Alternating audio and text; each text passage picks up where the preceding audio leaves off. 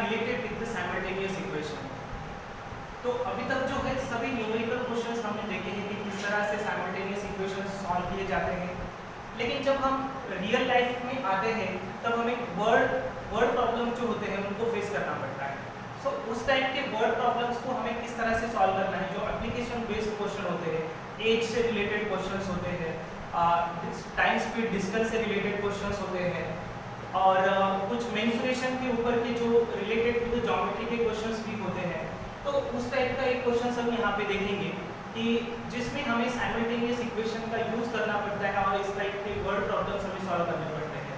But इनमें सबसे important चीज क्या है, सबसे पहले हमें क्या करना पड़ेगा, ये जो वर्ड प्रॉब्लम दिया है उसको इक्वेशन फॉर्म में इंटरप्रेट करना पड़ेगा। I know that much of the students know that how to solve the simultaneous equations, उनको पूरे स्टेप भी पता होते हैं कि किस तरह से simultaneous equation सॉल्व करना पड़ता है, बट वो कहाँ पे कम पड़ते हैं, जो इक्वेशन जो वर्ड प्रॉब्लम दिया है उसको इक्वेशन में इंटरप्रेट करना नहीं आता है।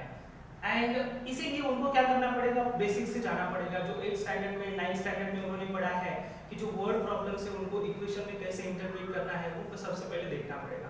So one by one we will see so how the word problem will be converted into the equation and after that how to solve that equation। तो ये यहाँ पे इस क्वेश्चन में हम देखेंगे।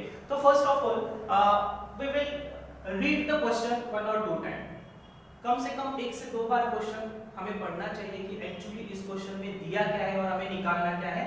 That one we have to see। See here the perimeter of a rectangle is 40 centimeter, the length of the rectangle is more than double its breadth by 2, find length and breadth। तो हमें यहाँ पे क्या find out करना है, length और breadth find out करनी है।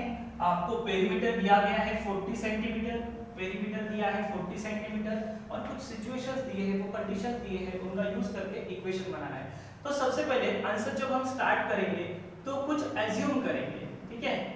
Assume length is equal to x centimetre, length के लिए x यूज करेंगे और दूसरा क्या है ब्रेड्थ, ब्रेड्थ के लिए y सेंटीमीटर कंसीडर करेंगे। We can solve this equation by using the single variable also, but here we have to deal with the 2 variables। तो यहाँ पे 2 वेरिएबल्स हमें यूज करने हैं डिफरेंट। सो लेंथ के लिए x यूज किया है, ब्रेड्थ के लिए y यूज किया है। तो देखो अब क्वेश्चन में पढ़ते जाना है, जो फर्स्ट कंडीशन दी है उस कंडीशन का यूज करते हुए हम इक्वेशन क्या बना सकते हैं। What is the first condition, the perimeter of a rectangle is 40 centimetre. यहां से हमें एक कंडीशन मिल रही है, वहां से हम इक्वेशन बना सकते हैं। किस तरह से कि पेरीमीटर ऑफ अ रेक्टेंगल का हमें फार्मूला पता है। What is the perimeter of rectangle, 2 in bracket l + b जो फार्मूला है। तो देखो फिर यहां पे मैं फार्मूला लिखता हूं 2 in bracket length plus breadth. Length कितना है x है और ब्रेड्थ कितनी है y है। So I will write here x + y is equal to how much 40, ये आपको दिया गया है। तो देखो फिर यहाँ का जो 2 है मल्टीप्लिकेशन फॉर्म है, उधर शिफ्ट होने के बाद डिवीजन में चला जाएगा आरएचएस में जाने के बाद। So we will get x + y is equal to 20। So ये हो गया हमारा इक्वेशन 1। तो यहाँ से एक इक्वेशन मिल गया। अब सेकंड कंडीशन के ऊपर ऑब्जर्व करो। What is the second condition is given, the length of the rectangle is more than double its breadth by 2। उसकी जो लेंथ है, कौन सी सेकंड कंडीशन आपको दी है, क्या उस कंडीशन से हमें इक्वेशन मिल सकता है। क्या दिया गया है, x is equal to what, x is what length, length जो है उसके ब्रेड्थ से डबल से कितना ज्यादा है, 2 से ज्यादा है। So what is the twice और डबल, डबल मतलब उसका डबल करना है 2 टाइम्स 2y प्लस कितने से ज्यादा है, 2 से ज्यादा है। देखो यहाँ पे हमें एक इक्वेशन मिल गया, लेकिन उसको थोड़ा सा सिंप्लीफाइड करेंगे तो देखो क्या लिख सकते हैं, x - 2y = 2। यहाँ से एक इक्वेशन मिल गया। तो देखो यहाँ पे ऑब्जर्व करो, फर्स्ट इक्वेशन है, सेकंड इक्वेशन है, दोनों इक्वेशन में हमें क्या करना है, सॉल्व करना है। यहाँ पे हमें लीनियर इक्वेशंस मिल गए हैं, इनको हम सॉल्व करने के बाद हमें x और y की वैल्यू मिल जाएगी। तो क्या करेंगे, देखो एक तो आप वेरिएबल के कोएफिशिएंट सेट करो या कोई कुछ भी किया तो भी चलेगा, या वंस एडिशन वन सब्सट्रैक्शन भी कर सकते हैं, क्योंकि यहाँ पे x का जो कोएफिशिएंट y का कोएफिशिएंट सेम है क्या, नहीं, ओके ठीक है।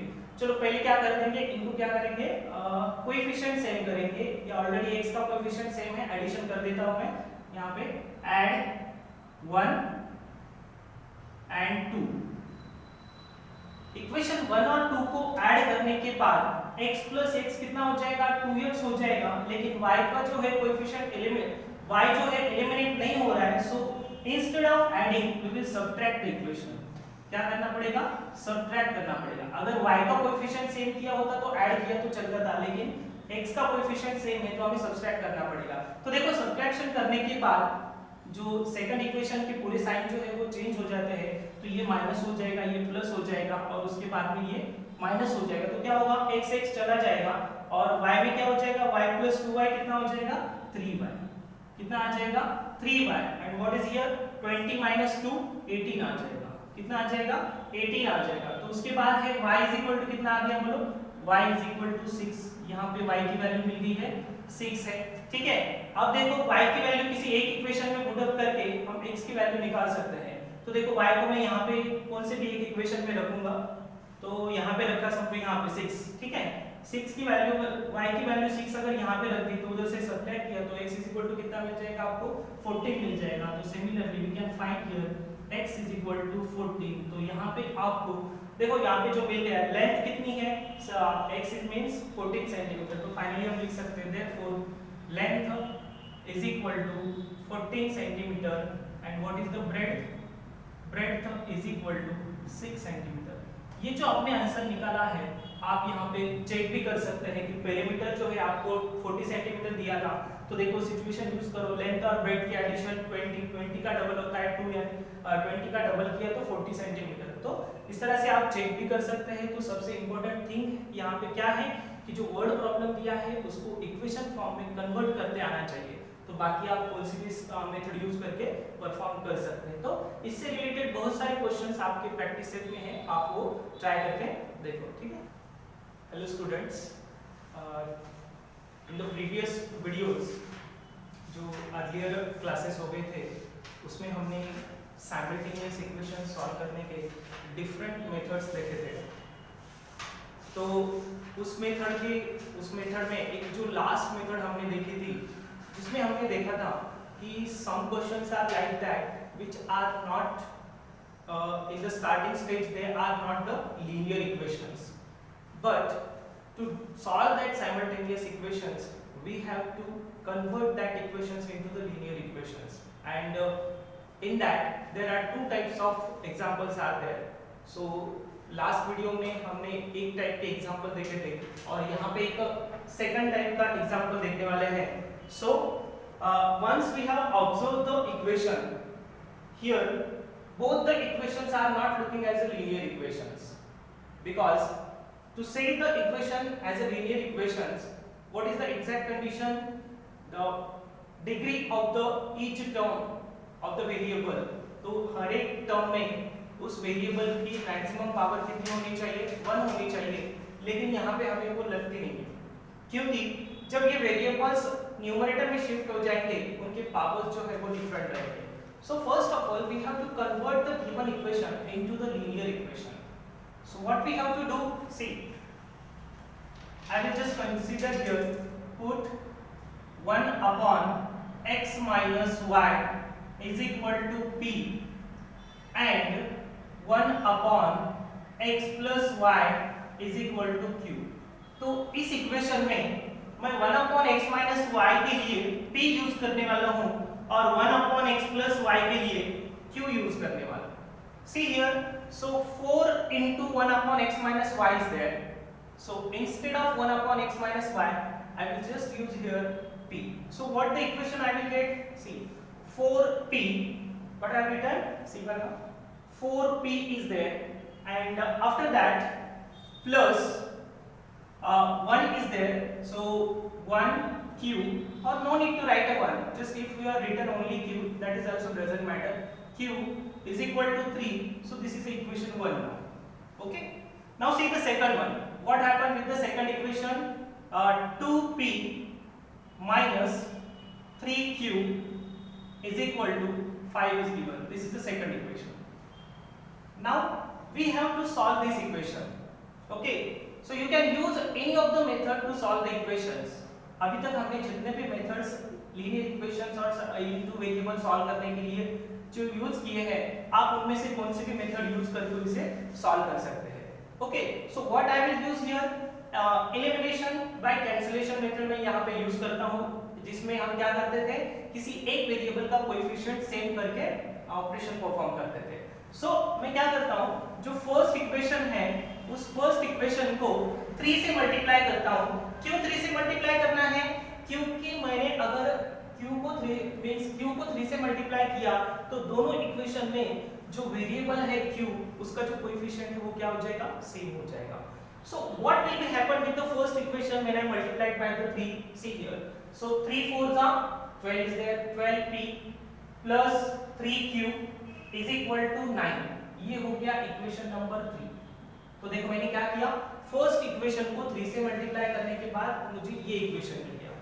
अब मुझे क्या करना है, मैंने यहाँ पे क्या किया था, परफॉर्म इनटू 3 किया था, ठीक है। उसके बाद देखो सेकंड एंड थर्ड इक्वेशन में जो है वेरिएबल का कोएफिशिएंट सेम हो गया है, तो उस वेरिएबल को हम एलिमिनेट कर सकते हैं। उसके लिए हमें something operation we have to perform on the equation 2 and 3। तो मैं 2 और 3 के ऊपर क्या ऑपरेशन करता हूँ, एडिशन करता हूँ, उनकी ऐड कर देता हूँ। सो ऐड करने के बाद we have to add the LHS and RHS differently. तो देखो LHS को जब हम ऐड करेंगे, ये -3q और +3q ये दोनों स्किप हो जाएंगे, चले जाएंगे, कैंसिल हो जाएगा, और 12p plus 2p कितना आ जाएगा, 14p is equal to and RHS 9 plus 5 14। अब देखो p के साथ अकेला रहना चाहिए, p के साथ कोई नहीं रहना चाहिए। सो 14 जब RHS से LHS से RHS आ जाएगा तो वो डिनोमिनेटर में चला जाएगा। सो p is equal to हमें कितना मिल गया, देखो 1 मिल गया। तो यहाँ पे हमें p की वैल्यू मिल गई। Now, whatever the value of p, I will put in the any of the above equation and find the value of the q. तो मैं p की जो वैल्यू है किसी इक्वेशन में पुट अप करूंगा और वहां से मैं q की वैल्यू निकालूंगा। तो देखो p की जो वैल्यू है 1, मैं इक्वेशन 1 में पुट अप करता हूं। Okay, so what it will happen, put p is equal to 1 in equation 1। तो मैं इक्वेशन 1 में पुट अप करूंगा तो मुझे क्या मिल जाएगा, देखो 4 into 1 plus q is equal to 3। देखो 4 into 1 कितना हो जाएगा, 4, और यहाँ का जो LHS का 4 है RHS में शिफ्ट होने के बाद माइनस होके तो हमें q की वैल्यू कितनी मिल जाएगी, यहाँ पे -1 हो जाएगा। तो देखो यहाँ पे p की और q की दोनों को वैल्यू मिल गई है, लेकिन हमारा आंसर यहाँ अभी खत्म नहीं हुआ है।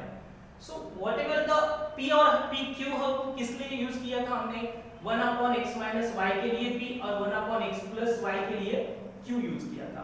सो हमने जो भी वैल्यूज p और q के लिए यूज किए हैं वो यहाँ पे हम क्या कर देंगे, रिप्लेस कर देंगे। तो देखो यहाँ पे सो p के लिए क्या था, यहाँ पे 1/x - y is equal to कितना था, p लिखा था यहाँ पे 1/x - y is equal to p, but p की वैल्यू कितनी आई है, 1। तो मैं इसको यहाँ पे रख देता हूँ। तो देखो फिर यहाँ से हमें क्या मिल जाएगा, हम क्या करेंगे, इक्वेशन के दोनों साइड का रेसिप्रोकल लेंगे तो क्या हो जाएगा, x - y is equal to 1 आ जाएगा। ये एक इक्वेशन मिल गया हमें। यहाँ पे इक्वेशन नंबर 3 तक आपने यूज किया था, इसे 4 नंबर दे देंगे, equation 4। Okay, now see second one see 1/x + y is equal to q है, तो 1/x + y is equal to q की वैल्यू कितनी आई है, -1 आई है। So I will put here -1। अब देखो फिर से इसका रेसिप्रोकल करो तो you will get one more equation x + y is equal to -1। तो देखो 5 मिल गया। तो इस तरह से हमें दो इक्वेशन मिल गए हैं। अब दो इक्वेशन बहुत सिंप्लीफाइड फॉर्म में लेते हैं, एक सिंगल ऑपरेशन परफॉर्म करने के बाद किसी एक वेरिएबल की वैल्यू हमें मिल जाएगी। देखो मैं जो फोर्थ और फिफ्थ इक्वेशन है उन दोनों को ऐड कर देता हूँ तो मुझे क्या मिल जाएगा, देखो x + x 2x हो जाएगा और y चला जाएगा, because one is a -y and another one is a +y। So 2x is equal to, and what about the RHS? RHS में क्या होगा, एक पॉजिटिव 1 है और दूसरा नेगेटिव 1 है, तो 1 - 1 कितना हो जाएगा, 0 हो जाएगा। तो फिर यहाँ से देखो ऑब्जर्व करने के बाद 2 नीचे चला जाता है तो x की वैल्यू कितनी हो गई, 0 हो गई। ये हो गया हमारा x का variable. So now I will put the value of x in any of the equation। किसी इक्वेशन में पुट अप करेंगे x की वैल्यू। देखो मैंने यहाँ पे रखा x = 0, तो उधर शिफ्ट होने के बाद क्या हो जाएगा, y = -1 एज इट इज रह जाएगा।